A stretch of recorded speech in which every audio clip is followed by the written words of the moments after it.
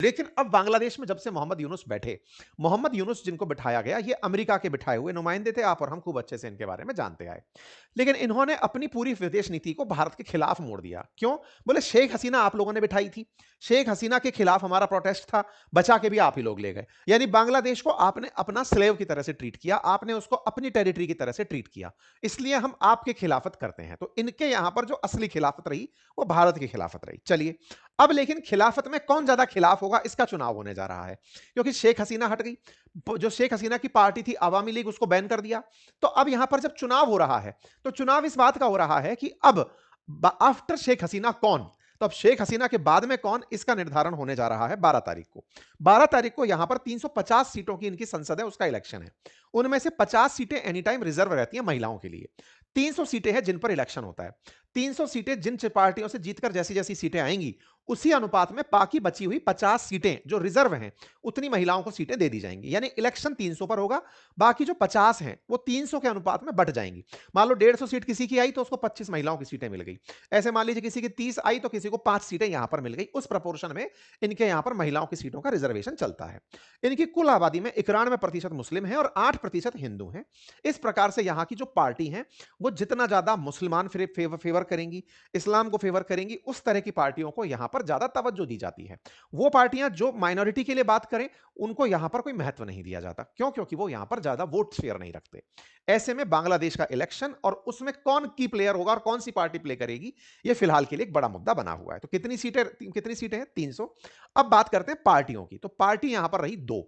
Awami league हटने तक, जब तक आवामी लीग थी तब आवामी लीग और बीएनपी पार्टी हुआ करती थी। अब कौन है? अब यहां पर बीएनपी यानी बांग्लादेश नेशनलिस्ट पार्टी है। और दूसरा जो जमात, जो शेख हसीना के टाइम पर पाबंदी पाती थी, यानी कि जिसके ऊपर सैंक्शन थे, जो चुनाव नहीं लड़ सकती थी, वो इस बार चुनाव में है। तो इस बार शेख हसीना के जाने से मुक्ति पाकर के उतरी हुई बाहर जमात, जमात ए इस्लामी, वो इस समय 11 पार्टियों को अपने साथ लेकर चुनाव लड़ रही है। अब इसको ऐसे समझिए, जैसे हमारे देश के अंदर बीजेपी अगर एक बड़ी पार्टी है तो वो अपने साथ गठबंधन को एनडीए कहकर चुनाव लड़ाती है। ऐसे कांग्रेस दूसरी बड़ी पार्टी है तो वो अपने साथ यूपीए नाम से चुनाव लड़ाती है। तो कई सारी पार्टियों का कोएलिशन होता है। ऐसे ही बांग्लादेश में दो मेजर गठबंधन हो गए। एक बीएनपी जो इस समय 10 पार्टियों को साथ लेकर चुनाव लड़ रही है, उनमें सबसे बड़ी पार्टी बीएनपी है, और दूसरी है जमात जो अपने साथ 11 बड़ी पार्टियों को लेकर चुनाव लड़ रही है। तो फिर से यहां पर दो पार्टियों का इलेक्शन है। अवामी लीग नहीं है तो भी दो बड़े गठबंधन बन चुके हैं। जो जमात वाला गठबंधन है ना, उसमें जो स्टूडेंट्स की पार्टी थी जो 2024 में ही बनी थी, जिसका नाम नेशनलिस्ट पार्टी बना, नेशनल सिटीजन पार्टी एनसीपी बना, वो एनसीपी पार्टी जमात के साथ 2026 के जनवरी में गठबंधन कर ली। तो इसका मतलब अब यह हुआ कि एक तरफ बीएनपी यानी कि खालिदा जिया जो अभी थोड़े दिन पहले ही मरी हैं, उनके बेटा जो हैं वो इस समय पार्टी को लीड कर रहे हैं, और दूसरी तरफ जमात, जमात के अंदर एनसीपी यानी कि नेशनलिस्ट सिटीजन पार्टी जो कि छात्रों के द्वारा बनाई हुई पार्टी है, उसका गठबंधन है। ठीक है। अब जो बीएनपी है ना, उस बीएनपी के अंदर तारिक रहमान जो अपनी मां के एक्सपायर होने से कुछ दिन पहले ही बांग्लादेश पहुंचे थे। बीएनपी को अपने यहां लीडर की तलाश थी। ये 17 साल से विदेश में थे, लंदन यूके में पढ़ रहे थे, रह रहे थे, अपना परिवार चला रहे थे, फरारी काट रहे थे, क्योंकि शेख हसीना ने इनके खिलाफ काफी सारे मुकदमे डाल रखे थे, इनको सजाएं सुना रखी थी। तो ये इस समय बंगाल, वहां पर यूके में रह रहे थे। तो यूके से ये लौटकर वापस आए और बीएनपी को इन्होंने हेड किया। बकायदा इनका भव्य स्वागत हुआ। बीएनपी को लगा कि अब हम अपना ही पूरा राज चलाएंगे, ये इसलिए लौटकर आए। लेकिन इन्हें नहीं पता था कि जमात और जमात के साथ वो मिलकर के इन्हीं के खिलाफ चुनाव लड़ लेंगे। खैर, इनकी पकड़ अभी भी मजबूत है। खालिदा जिया के समय की इनकी पकड़ है। पिछली बार खालिदा जिया की पार्टी चुनाव ही नहीं लड़ी थी, तो इस बार इनकी पकड़ थोड़ी मजबूत है।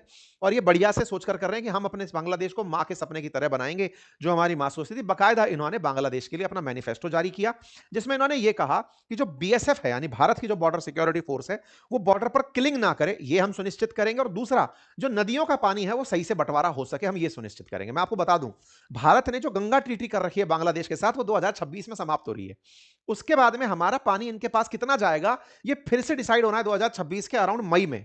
और भारत अब इस बार एग्रीमेंट में, क्योंकि पिछले बार भी एग्रीमेंट में जाने से पहले हमने काफी ज्यादा इनको नेगोशिएशन में लिया था, तो अभी हमारे पास में ना गंगा जल का बंटवारा एक बड़ा मुद्दा है, जिसको लेकर के कोई सी भी सरकार बने वो आकर के हमारे साथ टेबल पर बैठेगी बैठेगी। तो ये अपने मैनिफेस्टो में इसको डाल दिया कि फेयर पानी मिले हमें, ये हमारी चाहत रहेगी, बॉर्डर किलिंग रुके, हम ये चाहते हुए आगे बढ़ेंगे। इन्होंने अपनी तरफ से कहा कि बांग्लादेश बिफोर ऑल की नीति हम अपनाएंगे, हमारे ऊपर मित्रता तो चलेगी, हमारे ऊपर मास्टरी नहीं चलेगी। इनका मतलब यही था कि इंडिया जैसे पहले बांग्लादेश पर मास्टरी फ्रेंडली करता था, हमको मित्र की तरह ट्रीट किया जाए, हम पर कोई शासन ना करे, ये हमारा उद्देश्य रहेगा। बॉर्डर मैनेजमेंट मजबूत होगा, वाटर की सॉवरेनिटी रहेगी, हम रीजनल डाइवर्सिफिकेशन पर फोकस करेंगे, हम सबसे गठबंधन करेंगे, हम चाइना को बुलाएंगे, हम भारत के साथ भी रहेंगे, हम सार्क के साथ भी रहेंगे, हम सबके साथ रहते हुए आगे बढ़ेंगे। कुल मिलाकर के भारत का इनके साथ जिक्र है, ये चाहते हैं कि भारत के साथ आगे रिश्ते बढ़ाए जाएं। ठीक है साहब। दूसरा दल जिसका नाम है जमाते इस्लाम, जमाते इस्लाम नाम की जो पार्टी है उसके ही इस समय लीड कर रहे हैं शफीकुर रहमान। शफीकुर रहमान 67 वर्षीय हैं जो कि इस समय जमात को लीड कर रहे हैं। ये लंबे समय तक बैन चले अपने कट्टरपंथी विचारधारा के कारण, और ये बांग्लादेश के जन्म को ही गलत मानते थे। मतलब ये वो लोग थे जो बांग्लादेश के मतलब निर्माण को सहमत नहीं थे। मतलब जिस तरह से पाकिस्तान से टूट के बांग्लादेश बना, ये उस समय के पक्षधर लोग नहीं थे, इस कारण से इनको बैन रखा जाता था अवामी लीग के टाइम पर। अब ये छुट्टे हो गए हैं। अब जब ये छुट्टे हो गए हैं तो फिर इनके साथ में और लोग मिल गए, जैसे एनसीपी जैसी पार्टियां इनके साथ मिल चुकी हैं। इनने भी मैनिफेस्टो निकाला। जैसे मोदी जी ने 2047 में भारत को विकसित राष्ट्र की बात की है, इन्होंने 2040 तक बांग्लादेश को 2 ट्रिलियन अर्थव्यवस्था बनाने का दावा किया है। इन्होंने कहा कि हम पड़ोसियों के साथ, विशेष रूप से इंडिया के साथ कंस्ट्रक्टिव टाइज रखेंगे, यानी कि हम भारत के साथ में मतलब रचनात्मक रूप से संबंधों को आगे बढ़ाते हुए चलेंगे।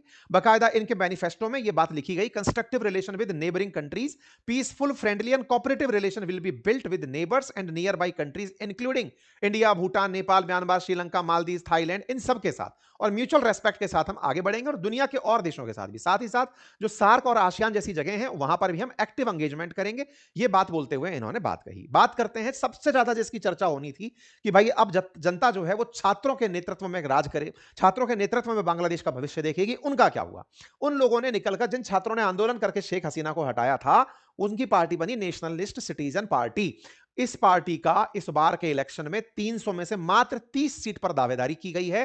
30 सीटों पर ये चुनाव लड़ने के लिए तैयार हुए हैं, क्योंकि इनके साथ गठबंधन में जमात ने इनको 30 सीटें ही दी हैं कि भाई सुनो, 300 में तुम चुनाव नहीं लड़ पाओगे, तुमको कोई नहीं जानता, तुम यूथ हो, जेनजी क्राउड हो, शहरों में तुम्हारी रीच है जो कि इंस्टा फेसबुक पर तुम्हें लाइव करती है, तुमको सीट मिलेंगी 30। तो भैया कुल मिलाकर के ये 30 सीटों पर चुनाव लड़ने के लिए तैयार हुए हैं। लेकिन जब ये तैयार हुए तो बहुत सारे इन्हीं के साथी नाराज हो गए।